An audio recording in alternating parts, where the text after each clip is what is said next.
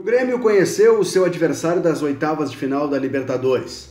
Será o Estudiantes de La Plata da Argentina. Conheceu? Você sabe quem é o Estudiantes de La Plata?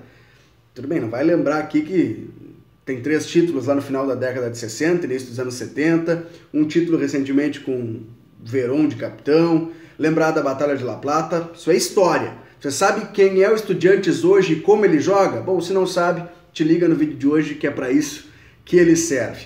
Esse Estudiantes está bem distante, bem longe dos estudiantes históricos, das grandes equipes deste clube, né, que é um dos mais tradicionais da Argentina. O Verón, que está na história do clube, tanto o pai dele, campeão lá na década de 60 e 70, como o próprio Verón, Brujita, a seleção argentina que foi campeão da Libertadores em 2009, é o atual presidente neste momento. E, aliás, alguns remanescentes daquele título de 2009 no time atual, mas convenhamos, quase 10 anos depois, estão bem mais velhos, bem mais lentos, ou seja, é um time bastante envelhecido, tá? Essa é a equipe do Estudiantes, ou pelo menos assim jogou na última rodada contra o Nacional de Montevidéu. Andújar, o goleiro, zagueiro de Sábato, o volante Branha são os remanescentes daquela equipe de 2009. E ainda tem o Gata Fernandes, Gastón Fernandes, que passou aqui pelo Grêmio, mas que não joga desde fevereiro, passou por uma cirurgia no pé, deve ser uma novidade, quem sabe, para depois da parada da Copa.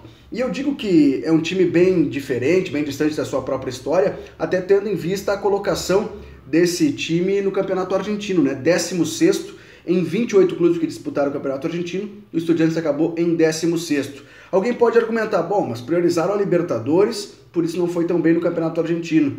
Priorizaram? Será bom? E se priorizaram a Libertadores, foram pior ainda. O Estudiantes teve 8 pontos conquistados num grupo que tinha Santos, Nacional de Montevidéu e Real Garcilaso do Peru. 8 pontos e apenas 2 vitórias. Um 3-0 em casa contra o Real Garcilaso do Peru e depois a última vitória na última rodada contra o Nacional de Montevidéu, onde o Estudiantes chegou precisando vencer por por uma diferença de 2 gols, saiu atrás do marcador e acabou virando por 3-1. E é justamente assim que jogou a equipe nessa última jornada. O goleiro Andújar, Facundo Sanches, lateral de ótima subida ao ataque, 2 zagueiros, de Sábato e o Schunk, e na lateral esquerda do Barbier, 2 volantes, o Branha e o Ivan Gomes, o Lucas Rodrigues aberto pela direita, o meia bastante ofensivo, Latanzi, um atacante de velocidade aberto pelo lado esquerdo, e 2 jogadores de referência na frente, Melano, que foi titular em quase toda a campanha do Estudiantes, e o Pavone, que também já é bem experiente, ex-jogador do Lanús, centroavante, marcou inclusive 2 gols nessa Libertadores. Mas com essa formação, o Estudiantes não conseguiu vencer não a equipe do Nacional. Só mudou de figura quando o Ivan Gomes saiu para a entrada do Otero,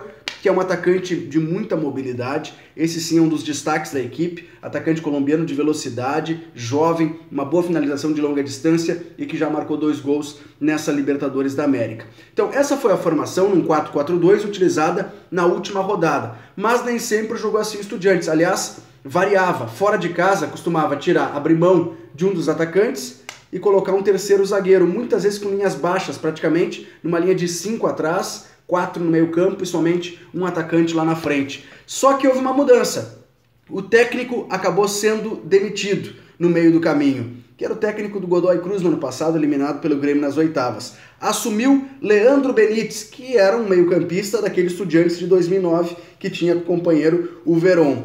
O Benítez, ele era reserva, era treinador do time B do Estudiantes. E aí começou como interino. Acabou sendo efetivado no cargo e agora vai ter a missão de comandar o Estudiantes na retomada da competição da Libertadores após a parada da Copa. É claro que muita coisa pode mudar, algumas situações podem acontecer, como por exemplo, De Sábato e Branha não sabem, não resolveram ainda se vão continuar por mais uma temporada, eles que já têm 39 anos. Também outra mudança que pode acontecer, o Melano, jogador que está emprestado, pode acabar deixando a equipe, e o Du Barbier, lateral esquerdo, pertence ao Portland Timbers dos Estados Unidos, também vai ter o seu contrato renovado. Essa é uma das questões que o clube vem trabalhando. Mas além disso, o Estudiantes vai ter que renovar toda a sua comissão técnica, né? Contratar um novo auxiliar, um novo preparador físico, e é uma missão muito difícil, convenhamos, para o Estudiantes encarar o Grêmio atual campeão da América do que o Grêmio encarar esse Estudiantes em reconstrução, um time envelhecido que tenta se reerguer e ficar do tamanho condizente com a sua história. É claro que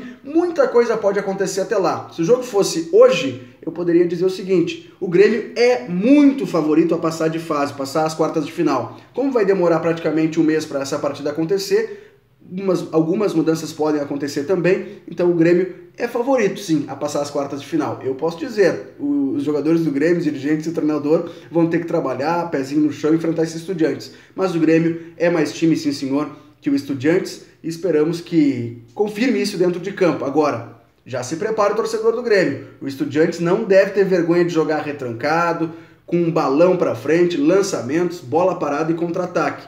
E vamos lembrar que os últimos times que fizeram isso contra o Grêmio acabaram impondo uma certa dificuldade ao tricolor.